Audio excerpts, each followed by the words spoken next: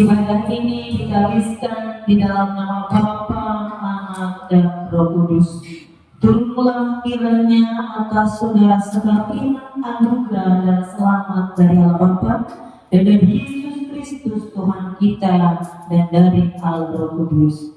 Amin. Jemaat dipersilahkan dulu yang menjadi nas pembimbing atau introitus bagi kita hari ini diambil dari kitab Efesus 2 ayat yang ke-8 hingga ayat yang ke-9.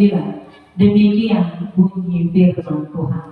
Sebab kasih karunia kamu diselamatkan oleh iman itu bukan hasil usahamu, tetapi pemberian Allah. Itu bukan hasil pekerjaanmu. Jangan ada orang yang mengedarkan diri. Demikian firman Tuhan.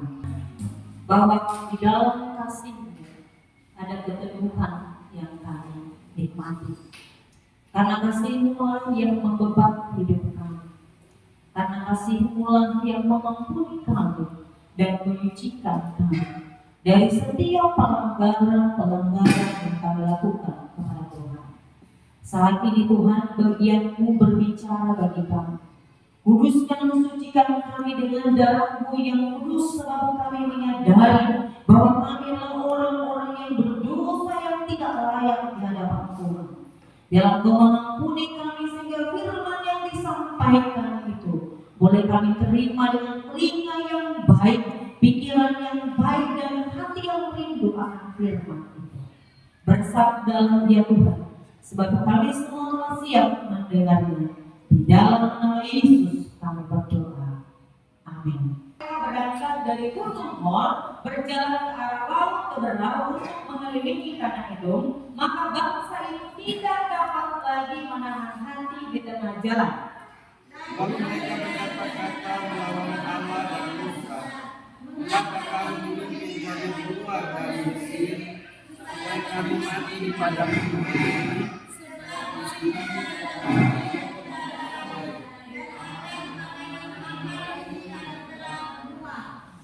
Lalu Tuhan menyuruh ular-ular tedung ke antara bangsa itu yang memanggut mereka, sehingga banyak dari orang Israel mati. Kemudian datanglah bangsa itu mendapatkan Musa dan berkata, kami telah berdosa, membuat kata-kata melawan Tuhan dan Musa. Berdoalah kepada Tuhan supaya dijauhkannya Allah ini daripada kami. Lalu Musa berdoa untuk bangsa itu. Maka berfirmanlah Tuhan kepada Musa, buatlah ular tedung dan taruhlah itu pada sebuah tiang. Maka setiap orang yang terpaut, jika ia melihatnya akan tetap hidup. Lalu Musa membawa dan menaruhnya pada sebuah tiang. Maka jika seseorang terpaut ular dan ia memandang sangat dekat sampai itu, tetaplah ia hidup. Demikian pembacaan firman Tuhan yang dikatakan berbahagia adalah mereka yang mendengar dan melakukan firman itu dalam hidupnya hari lepas hari, tertujulah Kristus. Haleluya. Mereka berangkat dari Gunung Hor, berjalan ke arah laut seberang untuk mengelilingi tanah Edom, maka bangsa itu tidak dapat lagi menahan hati di tengah jalan. Mereka berdoa kepada Tuhan, ya Tuhan, kalau Engkau memberikan negeri Anak kepada kami, kalau Engkau memberikan kemenangan kepada kami akan membinasakan tidak ada satu pun orang yang tinggal dari orang-orang Arab, kami akan menyembah Engkau. Tetapi setelah itu mereka kembali bersungut-sungut, dikatakan di sana mereka tidak lagi dapat menahan hati di tengah jalan. Mereka sudah lupa bagaimana pertolongan Tuhan menolong mereka memberantas negeri Arab. Mereka sudah lupa bagaimana doa mereka dijawab oleh Tuhan dengan ayat yang kelima. Lalu mereka berkata-kata melawan Allah dan Musa, mengapa kamu memimpin kami keluar dari Mesir, supaya kami mati di padang gurun ini? Sebab di sini tidak ada roti dan tidak ada air, dan akan makanan hamba ini kami telah muak. Bangsa Israel kembali berkata kepada Tuhan, kami sudah capek, kami sudah lelah, kami sudah bosan dengan berkat yang diberikan oleh Tuhan. Roti sorga atau mana dan juga daging, mereka katakan hamba. Kami sudah bosan. Kalau kami tahu selalu tolak ukur mereka adalah Mesir. Mereka selalu mengatakan kami di Mesir makan roti yang enak. Kami di Mesir makan daging yang enak. Kalau kami tahu kami akan mati bersama dengan Tuhan, lebih baik kami berada dalam perbudakan. Saudara yang dikasihi Tuhan Yesus Kristus, orang Israel mengatakan, mengapa kamu memimpin kami keluar dari Mesir supaya kami mati di padang gurun ini? Bukankah Engkau adalah Allah yang ajaib, Allah yang maha kuasa, yang sanggup membebaskan? Tetapi kenapa bagi orang Israel sepertinya Tuhan itu sedang bermain-main, seperti bermain petak umpet. Sebentar Tuhan itu ada, sebentar Tuhan itu jauh, sebentar Tuhan itu menolong mereka, sebentar Tuhan itu meninggalkan mereka, sebentar Tuhan itu mendengarkan seruan mereka, sebentar Tuhan itu tidak peduli sama sekali. Bahkan ketika berkat ada di tangan mereka, ketika berkat itu dinikmati oleh mereka, mereka katakan kami bosan, kami tidak mau menerima berkat ini. Berarti lebih baik berkat dari setan yang mereka terima daripada dari Tuhan. Karena kalau memang Bapak Ibu berkat dari Tuhan itu tidak sesuai dengan apa yang kita inginkan, tidak sesuai dengan apa yang kita harapkan, bahkan tidak sesuai dengan apa yang kita minta, ketika kita bergumul dengan satu hal. Ada satu cerita Bapak Ibu, seorang yang jatuh dari kapal, dia terhalit-halit di batas hanya sebatang kayu di tengah lautan. Lalu begitu ada seorang nelayan untuk membawa dia, padahal orang ini sudah hampir mati. Dia hanya berada di satu kayu. Lalu ketika mau ditolong dia bilang tidak mau. Lalu datang lagi kapal yang lebih besar daripada perahu tadi menolong dia. Dia juga berkata tidak mau. Lalu yang ketiga kali datang lagi pertolongan kapal yang lebih besar daripada yang sebelumnya, tetap orang ini tidak mau ditolong. Kenapa orang itu tidak mau ditolong? Karena yang diharapkan adalah kapal besar yang lengkap dengan pengawal-pengawal yang menarik dia, yang memberikan penghargaan kepadanya bahwa dia adalah orang yang selamat dari kapal yang tenggelam. Dia adalah orang yang luar biasa. Selain dia ingin mendapatkan pertolongan yang dahsyat, dia juga ingin mendapatkan pujian daripada orang-orang yang menerima. Padahal saudara, pada akhirnya dia mati karena tidak ada yang menolongnya. Pertolongan yang dari Tuhan itu kadang-kala memang jauh di luar nalar kita, jauh dari pandangan mata, jauh dari apa yang kita dengarkan, bahkan jauh dari apa yang kita ucapkan kepada.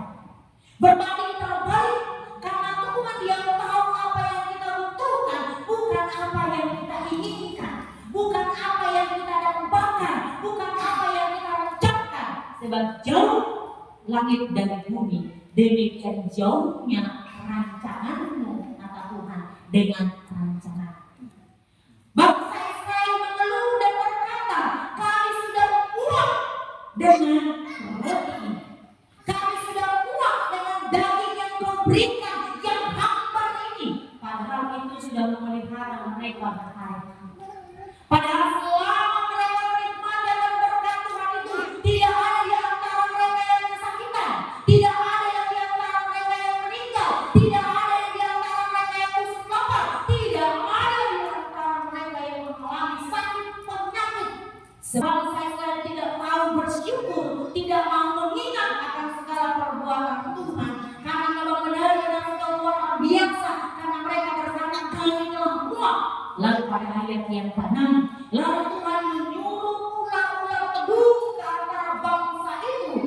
Saudaraku yang dikasihi Tuhan, Tuhan juga kadang-kala mengizinkan, bukan hanya mengizinkan, tetapi memberikan seperti yang dialami oleh bangsa Israel.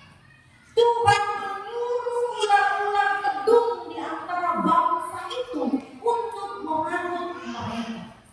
Tantangan, rintangan, sakit penyakit, bahkan kenikmatan juga Tuhan berikan bagi kita sebagai pencobaan dalam kehidupan sebagai orang yang percaya.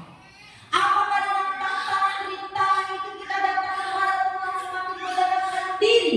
Manusia itu dikatakan gini, kalau dikatakan gini, kalau punya uang, dia akan banyak kawan. Dengan sendirinya, dia akan banyak kawan, dia akan banyak keluarga, dia akan baik. Tetapi ketika susah, keluarga kandung pun bisa tidak mengakuinya bahwa itu adalah keluarganya karena susah. Menghakimi, kitalah orang yang paling malas, kitalah orang yang tidak berguna, kitalah orang yang tidak bisa melakukan apa-apa, yang terlalu berleha-leha, yang terlalu begini dan lain sebagainya. Padahal sesungguhnya kita telah berusaha mati-matian, tapi barangkali ada yang lupa. Kita hanya mati-matian secara tenaga, pikiran, tapi tidak berdoa. Itu bisa dikatakan. Kemudian datanglah bangsa itu mendapat bangsa dan berkata, kami telah berdosa sebab kami berkata-kata melawan Tuhan dan Engkau. Berdoalah kepada Tuhan supaya dijauhkan yang ular-ular ini daripada kami. Lalu Musa berdoa untuk bangsa itu. Bapak Ibu ada yang sedang bangsa Israel menerima mujizat pertolongan kemenangan daripada Tuhan, bahkan bersama-sama dengan Tuhan, tinggal dalam hadirat Tuhan. Ada gunung api di malam hari, ada tiang awan pada siang hari. Apakah mereka mengenal Tuhan mereka dengan benar? Tidak. Tiap hari kurang lebih 40 tahun pertolongan itu tidak hilang dari mereka, tetapi ternyata mereka tidak sungguh-sungguh mempercayai maupun mengenal siapa Tuhan mereka. Apalagi kalau kita cuma kembang kempis, Senin Kamis itu belum tidak. Senin sampai Minggu, berminggu-minggu dan berminggu-minggu kita melupakan Tuhan. Saudara yang dikasihi Tuhan Yesus Kristus. Di sini dikatakan bahwa kemudian datanglah bangsa itu dan mendapatkan Musa dan berkata, kami telah berdosa. Mengatakan manusia sebagai orang yang berdosa adalah hal yang paling mudah. Sangat mudah bagi orang Kristen khususnya untuk mengatakan dia adalah orang yang berdosa. Sehingga karena keberdosaannya kadang-kala itu yang menjadi alasan baginya, tembok baginya tidak mau menerima pengampunan. Kenapa saya mengatakan demikian? Karena ada orang-orang yang bilang, saya tidak layak untuk datang ke gereja, saya tidak pantas datang ke gereja, saya adalah orang yang berdosa, saya adalah orang yang sangat menjijikkan di mata Tuhan, sehingga melihat gereja saja, kalau melihat gereja saja sudah ketakutan, bagaimana masuk ke dalam? Maka ada apa istilah orang Batak, nanti kalau saya masuk jatuh loncengnya, atau panas-panas gereja menanamkan katanya roboh. Mungkin gara-gara itulah di zaman modern ini tidak ada lagi panas-panas gereja atau menara gereja. Karena begitu banyak zaman sekarang yang sulit dalam gereja, apalagi di pulau. Saudaraku, beberapa hari yang lalu kami berbicara dengan seorang teman yang melayani di Jakarta. Rumahnya di Depok, pelayanannya di Jakarta Timur. Itu sangat jauh. Tinggal di sana, jadi dia naik kereta, dari kereta langsung lagi ke bus, baru sampai ke gereja itu 2 jam minimal kalau tidak macet. Itu sudah ganti dari kereta api. 2 jam setiap minggu. Dan orang-orang yang dilayaninya juga sama sepertinya, yang rumahnya jauh di mana-mana, tetapi setiap minggu mereka bisa bersama-sama beribadah di gereja atau di tempat ibadah yang sama. Dalam ibadah keluarga, rumah tangga, ibadah sektor yang ada dengan jarak yang jauh dan aktivitas besoknya juga sama seperti orang di Batam, tapi mereka juga memiliki Tuhan. Ketika saya berbicara dengan itu, saya terdiam. Kenapa diam katanya? Luar biasa ya saudara. Kalau di Jakarta saya akan tahu bahwa kehausan, kerinduan akan firman Tuhan itu ada. Kenapa? karena begitu sulitnya mereka mendapatkan tempat ibadah.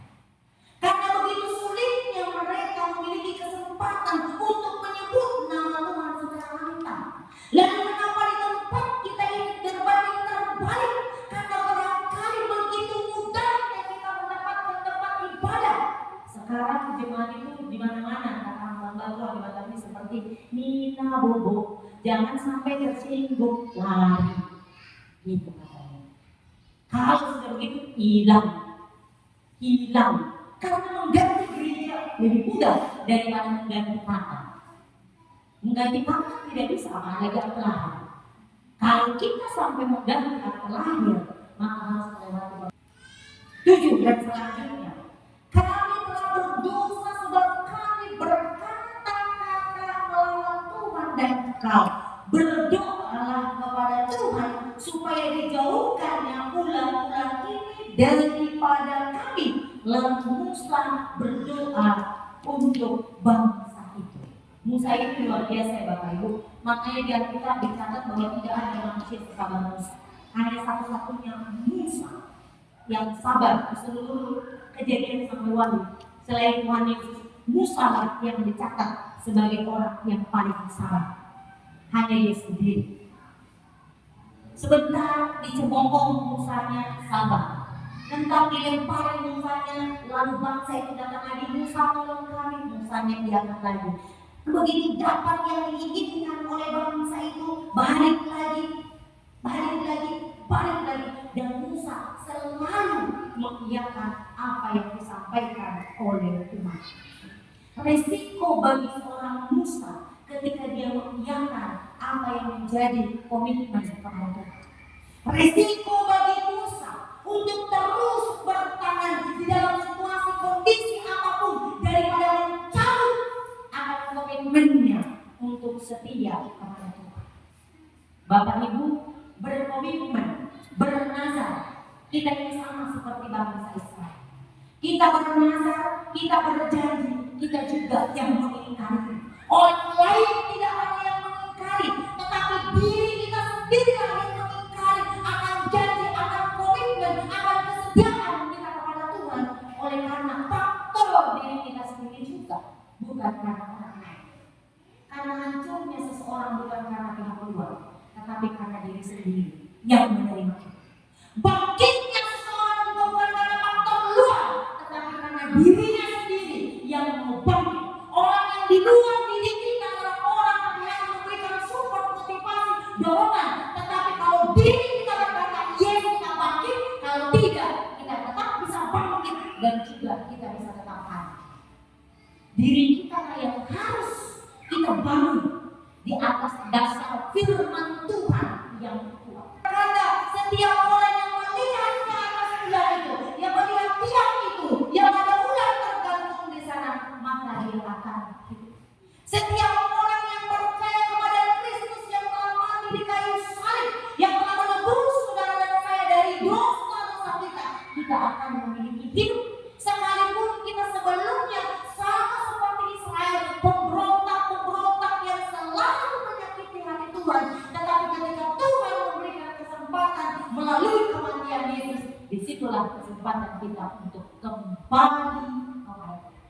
Karena Dia yang mengizinkan tantangan itu, Dia juga lah yang membalik, Dia yang mengampuni, Dia yang menyucikan. Hanya Dia satu-satunya yang mau menerima kita apa adanya. Sekalipun hari ini Tuhan, aku mau melayani Engkau, lusa kita tidak mau lagi. Tuhan, aku mau sungguh-sungguh kepadamu, lusa kita bersandiwara lagi. Tuhan, aku mau serius dengan Engkau, lusa kita putuskan lagi hubungan kita dengan Dia. Dia tetap menerima kita, asal kita melihat kepada saya. Tuhan, sebab karena kasih karunia kamu diselamatkan oleh iman, itu bukan hasil usahamu, tetapi pemberian Allah. Itu bukan hasil pekerjaanmu. Jangan ada orang yang memegahkan diri. Jangan ada orang yang memegahkan diri. Kita tidak mengenal sogokan kepada Tuhan. Saya berikanlah persembahanku paling banyak karena uangku yang paling baik. Aku berikanlah hidupku itu yang benar. Aku berikan hidupku, tapi juga tidak disertai dengan berikan kepada Tuhan. Jika memang itu adalah kehidupan kita yang sesungguhnya, ada ketulusan di dalamnya, maka Tuhan juga menerimanya dengan luar biasa. Seperti seorang janda miskin di Sampan dan juga seorang janda yang miskin di hadapan Tuhan Yesus, yang memberikan sebesar dari kehidupannya, memberikan tepung secuil tepung roti kepada hambanya Elia, dan Tuhan memberkati. Bapak Ibu saudaraku yang dikasihi Tuhan, mari kita belajar akan kehidupan kita yang mudah berjanji, yang mudah berkomitmen, yang mudah bernasar kepada Tuhan. Saya tidak tahu apa yang Bapak Ibu nasarkan kepada Tuhan. Bapak Ibu juga tidak tahu apa yang telah saya janjikan kepada Tuhan, apa yang saya komitmenkan kepada Tuhan, janji-janji apa yang telah saya ucapkan kepada Tuhan. Bapak Ibu boleh tidak tahu, sama seperti saya tidak tahu ucapan-ucapan apa yang telah Tuhan saudara sampaikan kepada Tuhan. Jikalau Tuhan menolong saya, jikalau Tuhan memberkati saya, jikalau Tuhan memulihkan keadaan saya, jikalau Tuhan, maka saya akan begini dan lain sebagainya. Pertanyaannya bagi kita semua, ketika Tuhan sudah memberikan apa yang kita minta daripada Tuhan, ketika Tuhan sudah mengabulkannya, apakah kita teguh dengan janji yang kita ucapkan kepada Tuhan, atau kita pura-pura melupakannya? Hanya saudara dan Tuhan yang tahu kita berdoa. Terima kasih Tuhan Yesus untuk siang hari. Kami bersyukur atas firman Tuhan. Hamba telah selesai berbicara. Hamba sangat terbatas, penuh dengan kekurangan dan kelemahan, juga terbatas dari manusia. Tetapi Tuhan sendiri yang berbicara, berikan kami bahkan sampai pada hari kami berpakai, sehingga kami benar-benar menyadari siapa kami yang sebenarnya di hadapan Tuhan. Engkau Yesus mati bagi kami, menyelamatkan kami. Dalam nama Yesus kami mengucap syukur atas firman.